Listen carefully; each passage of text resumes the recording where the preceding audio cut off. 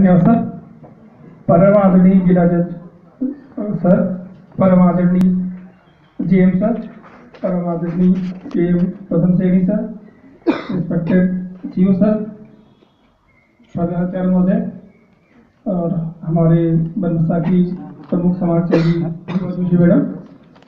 Basically ये शिविर विधिक साक्षरता शिविर है और हमारे बीच हमारे डीजे साहब हैं, तो कानून की जानकारियां हैं सबसे अच्छी तो और कोई दे नहीं पाएगा। मैं आपसे बस 2 या 3 चीजें यहाँ कहने के लिए आया हूँ। पहले जो मेरी आपसे रिक्वेस्ट है कि साहब आपको जो भी चीजें इस शिविर में बताएं तो आप उनको ध्यानपूर्वक सुनिए और उनका मनन कीजिए। सेकेंड चीज, कानून आपके लिए बना है लेकिन थोड़ी रिस्पॉन्सिबिलिटी आपकी भी कानून के लिए है। वो ये है कि आप भी स्वयं कानून का उल्लंघन ना करें, और अगर ऐसा कोई करता हुआ पाया जाता है तो आप हमें सूचित कर सकते हैं। हमारे फोन नंबर, मोबाइल नंबर आप लोगों के पास हैं। काफी बार हम लोग आप लोगों के बीच में आए हैं, स्कूल्स में हमने आपके गोष्ठियां भी की हैं। जो सबसे इम्पोर्टेंट चीज इस समय चल रही है वो ट्रैफिक रिलेटेड चल रही है। हमारे देश में जो सबसे ज्यादा मृत्यु की दर है वो ट्रैफिक से ही है, जो ट्रैफिक एक्सीडेंट्स हैं। तो उसको रोकने के लिए हमने क्या उपाय करने हैं इसके बारे में हमने आपको बताया भी है स्कूल्स में आके, और आपके स्कूल्स में बैनर्स भी दिए हैं, बैनर लगाए भी हैं, अखबार के माध्यम से भी हम आप लोगों को बताते रहते हैं, पॉम्पलेट्स प्रेषित करते रहते हैं। तो मेरा आपसे बिल्कुल विनम्र निवेदन है कि आप स्वयं भी ट्रैफिक के नियमों का पालन करें। अपने घर में सभी से आपको बताना है कि ट्रैफिक के जो भी नियम हैं जो बताए जा रहे हैं उनका पालन करेंगे। और क्योंकि आप यूथ हैं, यंग हैं, और सबसे ज्यादा 2 व्हीलर्स का जो उपयोग है वो आप ही लोग कर रहे हैं, स्कूटी, मोटरसाइकिल एक्सेट्रा। तो ये जो भी आप कर रहे हैं तो इसमें जो सबसे इंपॉर्टेंट चीज है हमारे सेफ्टी पर्पज के लिए वो हमारा हेलमेट है।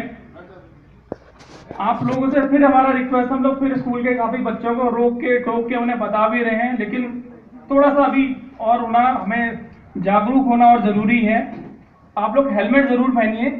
हेलमेट पहनने के साथ साथ जो सबसे इस समय हम लोगों की प्रॉब्लम, सबसे बड़ी प्रॉब्लम खासकर बनकसा और टनकपुर की है, वो हाईवे बनने के बाद की प्रॉब्लम है। क्योंकि पहले यह हाईवे नहीं बना था, गाड़ियों की स्पीड जितनी स्मूथ नहीं थी।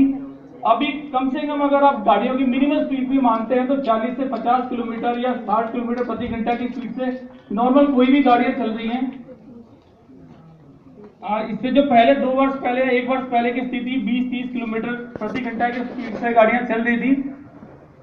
लेकिन अब चूंकि गाड़ियों की स्पीड बढ़ गई है, डिवाइडर बन गए हैं हम लोगों के, और नेशनल हाईवे का जो क्राइटेरिया है उसी क्राइटेरिया के अनुसार कट दिए गए हैं।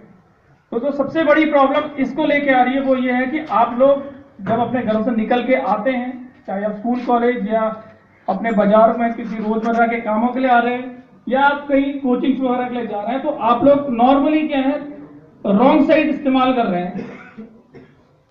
आपको लगता है कि शायद कट से जाएंगे तो कुछ लंबा आपको पड़ेगा या ज्यादा डिस्टेंस पड़ेगी या समय ज्यादा लगेगा, लेकिन वो जो है पूरी तरह से आपकी सुरक्षा के साथ आप स्वयं एक खिलवाड़ कर रहे हैं।